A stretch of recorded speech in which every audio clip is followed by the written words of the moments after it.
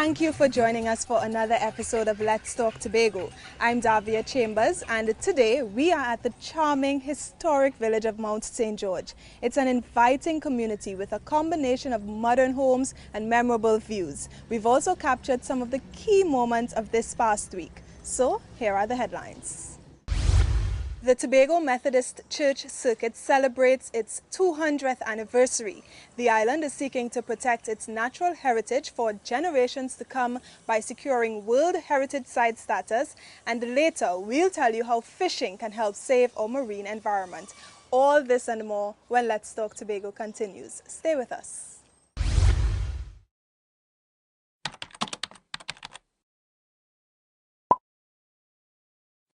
Hey! Why don't you step into the Scarborough Library facility? It has all the knowledge of our land, people and heritage that you just won't find online. The Scarborough Library facility is now open. Tobago Library Services. Information inspires innovation.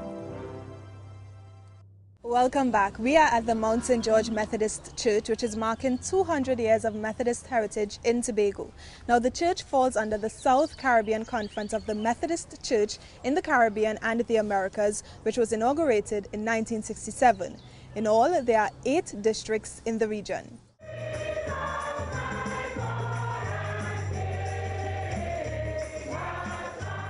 The Methodist Church is celebrating a big milestone in 2018. 2,000 years in existence. To commemorate this occasion, all the Methodist churches gathered at the Monson Methodist Church for the official launch of the celebration theme, celebrating 200 years of Methodist heritage, taking flight in transforming lives. The Methodists have a proud heritage of social contributions. That the Methodist Church is not just another denomination. It is really a community being transformed by the very essence of these individuals living normal lives in the land.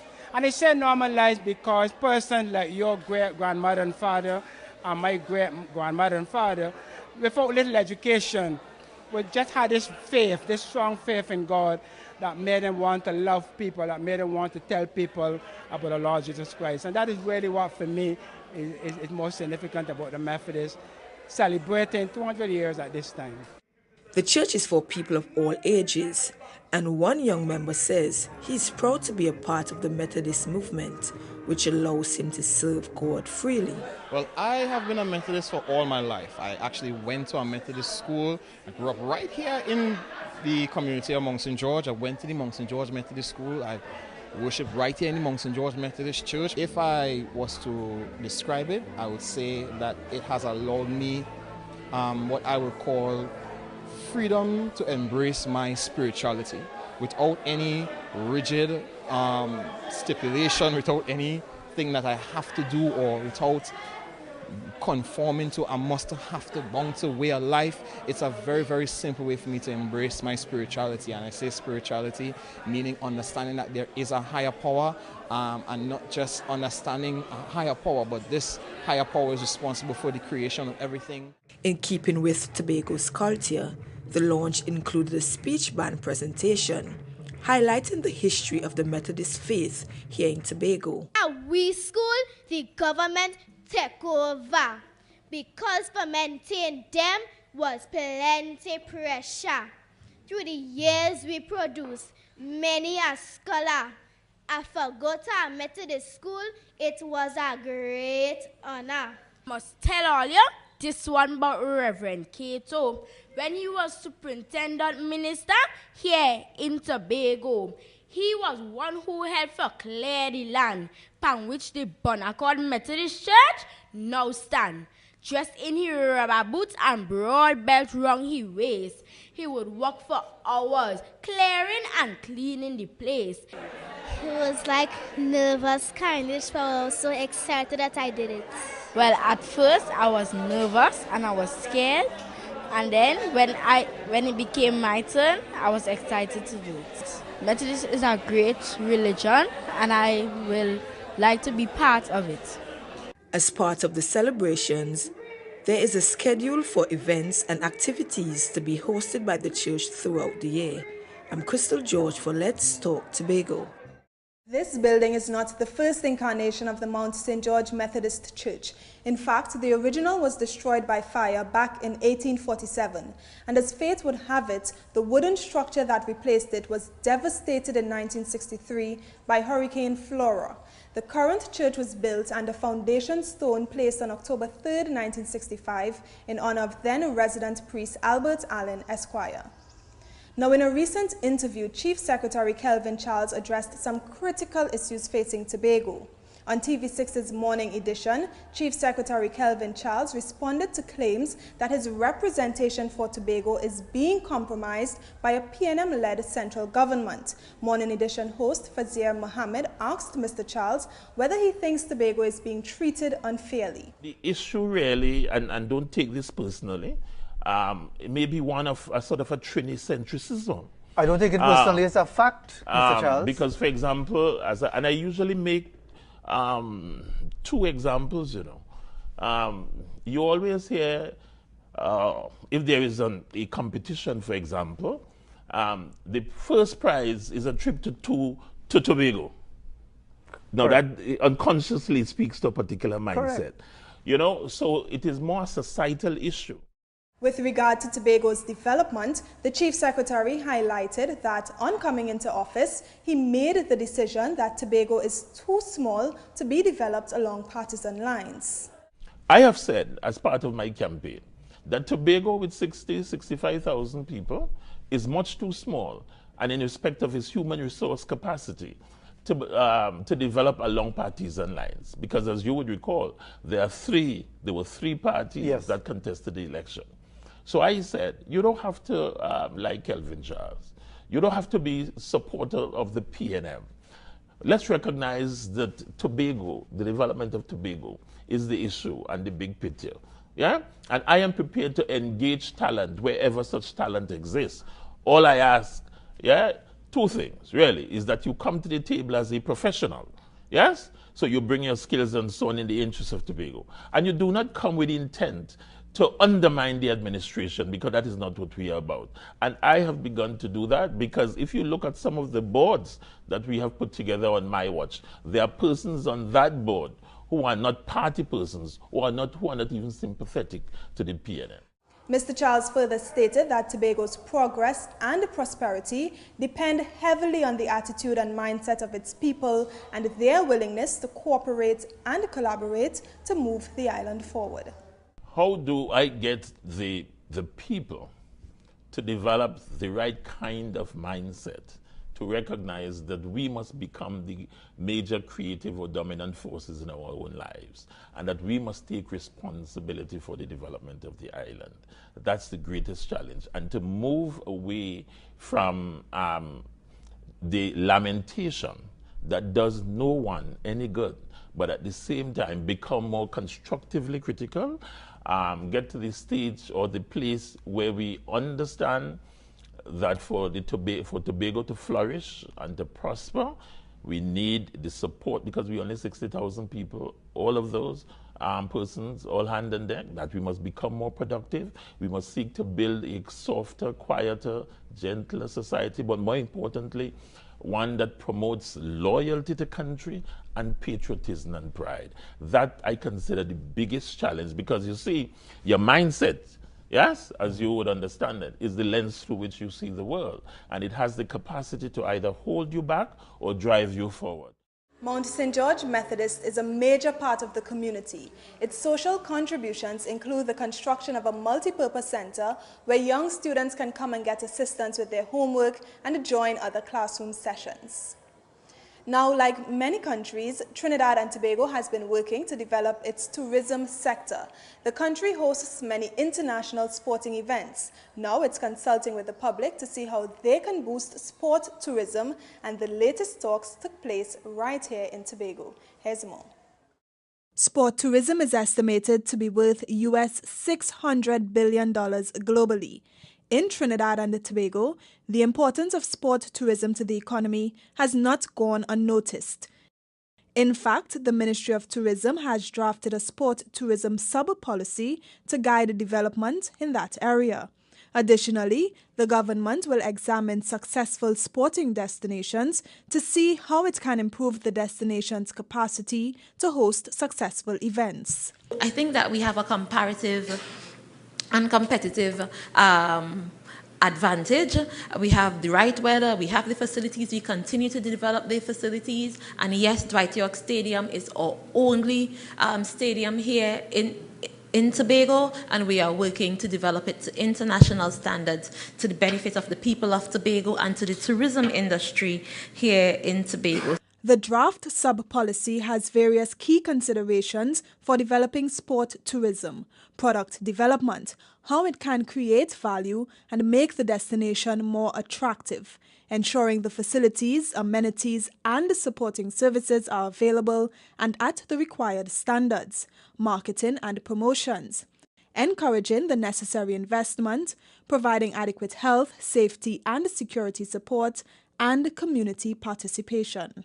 Seminars, workshops and lectures in disaster management, public health and food safety should be implemented, and additional safety measures to protect the health of visitors and locals alike must be employed, especially when we're looking at vector-borne diseases. And the last key consideration is community participation. We know that within communities, there are a large number of recreation grounds. A lot of sporting events and activities occur within communities, such as cricket, football, basketball, hockey, just to name a few. And the communities really need to get involved in these sort of activities. To foster development and growth of sport tourism, the policy outlines a few goals, including to develop and deliver innovative and creative sport tourism products and services, to raise the profile of Trinidad and Tobago as a competitive sport tourism destination, and to empower the community and build capacity so that residents can benefit. But before the sub-policy is finalized, the ministry is meeting with stakeholders to get their views. I think there are lots of issues that I see that affect Tobago in this policy moving forward. I'm not sure if we could implement the policy perfectly in Tobago in the absence of some of the things that we have, like accessibility to the island, which is one of the things where tennis has suffered. I think that Tobago has to have a different sell in terms of sport tourism.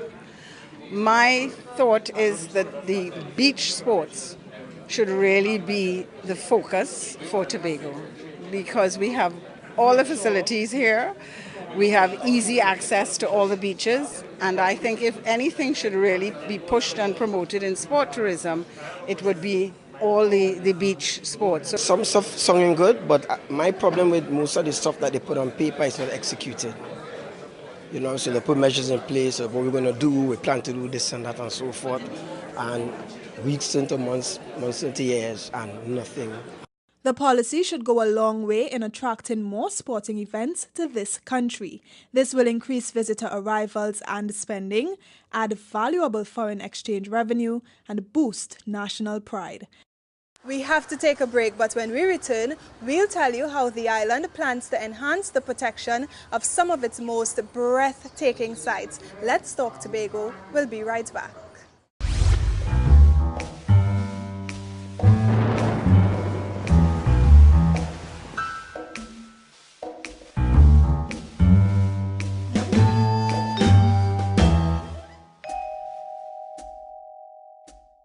Thank you for staying with us. Now, a stone's throw away from the Methodist Church is the Mount St. George Early Childhood Care and Education, or ECCE Center. It's one of 10 such centers on the island. From Mount St. George to the main ridge, you may already know it's the oldest protected forest reserve in the Western Hemisphere. To ensure future generations can enjoy this natural wonder, the island is seeking World Heritage Site status for the reserve. Here's more. The Tobago Main Ridge Forest Reserve is the oldest legally protected forest reserve in the Western Hemisphere. Since 1776, it's served as a conservation area, collecting rain and providing water for the island. Given its importance, the Tobago House of Assembly is seeking to have the forest reserve designated as a UNESCO World Heritage Site, along with the surrounding areas in the northeast of the island. Having a UNESCO World Heritage Site definitely signifies that there is significant or globally significant real estate in your country, on your island, in your land space. And that's what our space is going to be. And that could only redound to the benefit of tourism. Of course, we're looking at the people of the residents of Northeast Tobago truly benefiting from this as well. UNESCO World Heritage Sites are areas that have environmental, historical, social or cultural significance for the world. There are over 1,000 heritage sites across the globe.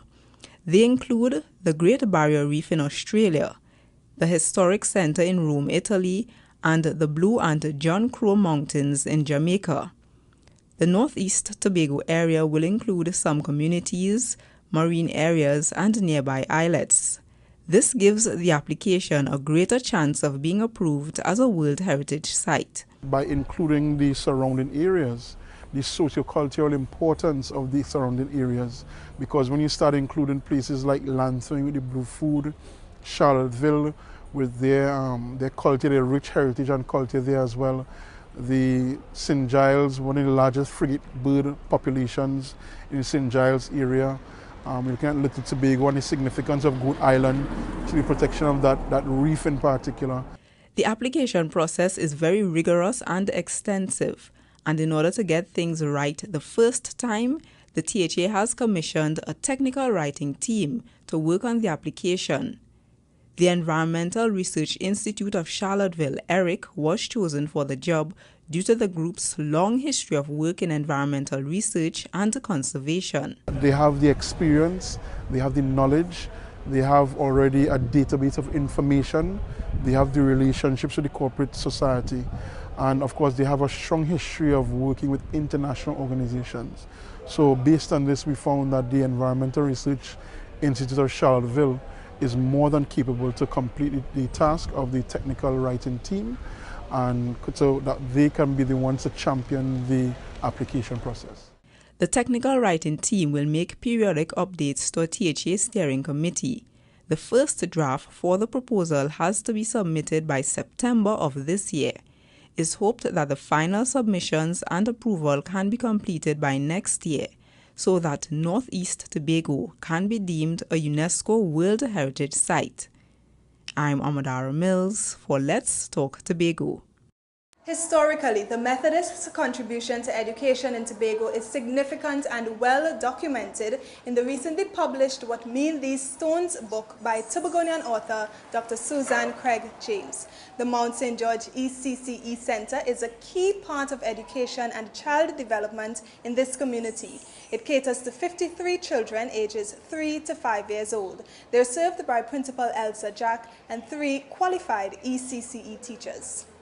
Now, as we're on the topic of education, the island's education system is also seeking to build on that strong start by providing the right environment where children can thrive. They're seeking to create more child-friendly schools in Tobago. Here's more.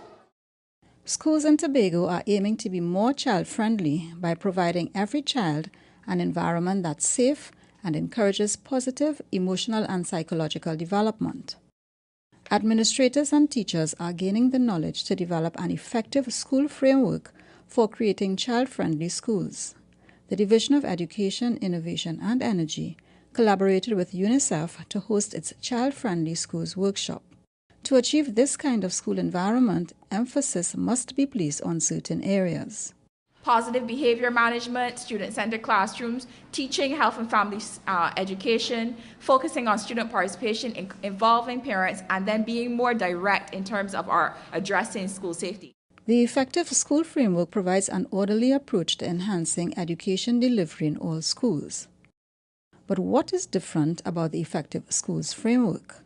One of the things this is doing is making our lives a little easier, because it's taking what we are doing and looking at it and seeing where things can be combined or eliminated so that resources are not stretched to the capacity. One of the goals of the framework is to impact positively upon the everyday habits of students. It's about impacting on the behaviors of the student, whether it's under positive behavior management, even if you're looking at student engagement, then we're talking about participation in the classroom, and we talk about the student interacting actively with the curriculum and the material that you're going to present to those children in the classroom. The participants also had the chance to create a draft framework. A school that will empower all learners to achieve their maximum potential in a globally focused, so our school vision is at the bottom, a globally focused, secure, entrepreneurial and caring environment, and that is represented by the acronym GSEC, GSEC. Out of that vision, we would have pulled our working project focus, development of a disciplined, courteous, hardworking, competitive student who identifies with the GSEC brand. Child-friendly schools aim to develop a learning environment where children are motivated and able to learn. Staff members are friendly and welcoming to children and attend to all their health and safety needs. I'm Carol Ann Wallace for Let's Talk Tobago. We have to take a break, but coming up next, we'll tell you about a tasty solution to a challenging marine environment issue. Stay with us. We'll be right back.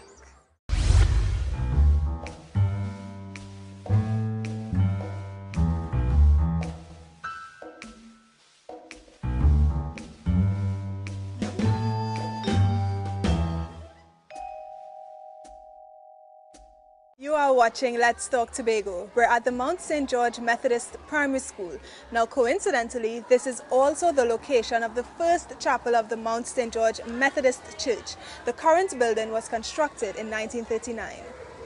Now the lionfish poses a challenge to Tobago's marine environment, and although it's got no natural predator in this region, there's a mouth-watering solution to the issue. We hear more from Omadara Mills. The lionfish, an invasive marine species, was first sighted in Tobago's waters off the coast of Castara in July of 2012. It has no known marine predators in our waters, and with its ravenous appetite, the lionfish has been feasting on local fish, which can affect the balance of marine life in Tobago as well as the fishing industry. So far, hunting the lionfish for food is the most effective way of combating the invasion. Because there are no known predators in this region, humans are the top predators of lionfish.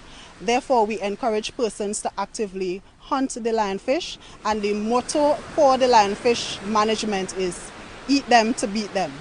So persons who are particularly trained in the capture and handling of lionfish are encouraged to remove them from our coastal waters. Several lionfish hunting tournaments have been hosted by the THA along with other agencies. At these events, people get to see and taste the fish, which is similar to other white flesh fish such as snapper. Precautions should be taken when capturing and handling lionfish. 18 venomous fins can inject poison into the skin. This causes swelling and pain and should be treated as soon as possible. We would suggest that they seek medical attention, but there's immediate first aid treatment that can be rendered, and that includes putting something very hot as can be tolerated, on the site of the wound. Of course, after you remove all the spines or anything, any debris left in the wound, and you clean it out, you put that hot towel or hot water on the wound for as long as you can tolerate, at least for 30 minutes. A female lionfish can lay up to 2 million eggs per year, which means hunting the species has great business potential. But a lot of sensitization is needed about the lionfish. The THA is raising awareness through print and television ads, as well as educational campaigns. Well, the Tobago House of Assembly would have collaborated with the Institute of Marine Affairs in Trinidad, and we would have done several public consultations, several workshops to train persons how to handle the lionfish, how to safely capture it as well, and how to make it safe for human consumption. So we are also promoting lionfish as a sustainable food source as well. So far, the lionfish has been spotted at Castara, Palotovere, and Charlottesville. Recent sightings have also been reported in the southwest of the island. If you see any lionfish in Tobago's waters, report it immediately to the Department of Marine Resources and Fisheries at 639-4354 or 639-4446. I'm Amadara Mills for Let's Talk Tobago. So here's a bit of history from Mount St. George. Did you know it was once the chief town or capital of Tobago? It's also home to the historic Fort Granby and the remains of an old sugar mill that was abandoned in 1970. Now, the Black Panther movie is setting records across the world, with patrons of all races flocking to cinemas to watch the film. In this story, you'll also find out why it's also an inspiration to Tobago's students. To date, Black Panther has grossed over $700 million. It broke the US box office in its first week. We caught up with some of those students to get their reactions on the movie. I like the movie. It was a nice movie.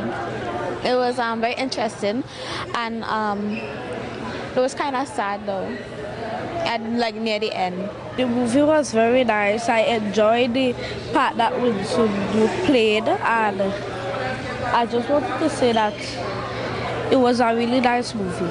The movie was extremely empowering, I think, for us to be able to see so many black bodies in one place, empowered, and I think without the taint of colonialism.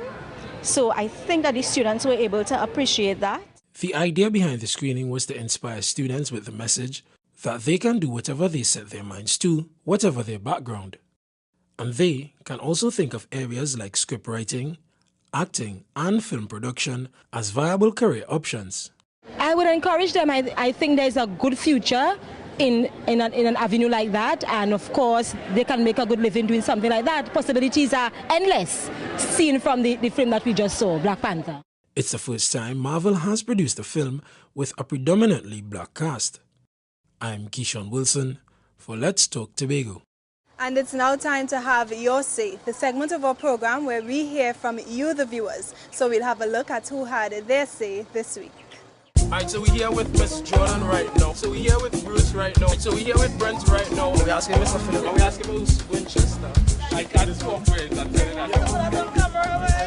Have you all said this week we're asking the students of Signal Hill Secondary School, what do you think we can do in Tobago to minimize the effects of climate change? To minimize the effects of climate change, you can use the 3 R's: reduce, reuse, and recycle. Personally, I will drive and vehicle carbon, the emissions. Try to take care of your vehicle as much as possible to reduce carbon emissions. Like solar power, you can use solar power energy. Plant more. It has to start with education, because we can speak to a number of things that some people feel it may be left up to the authorities to do X, Y, Z. But I think it begins with everybody educating themselves as to exactly what can cause climate change. We could introduce renewable sources of energy into the island, like solar power, because we have a lot of sun. I was part of the solar energy project we had here in the school, where half of the library is powered on solar energy now. And from that, I've learned that we could do so much more to reduce the carbon emissions in our country, especially we did a plastic bottle drive, and me alone, I was pulling a garbage bag of plastic bottles per week. So if I could do that, imagine how much other people are doing it. We need to reduce the amount of plastic we use, and from that, the carbon emissions will start to go down.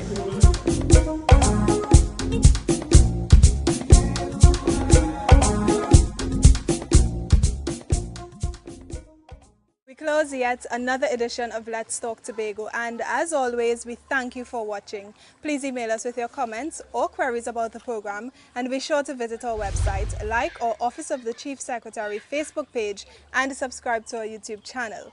From our house to yours, I'm Davia Chambers, along with the Department of Information, Office of the Chief Secretary, Tobago House of Assembly, wishing you a safe and very productive week.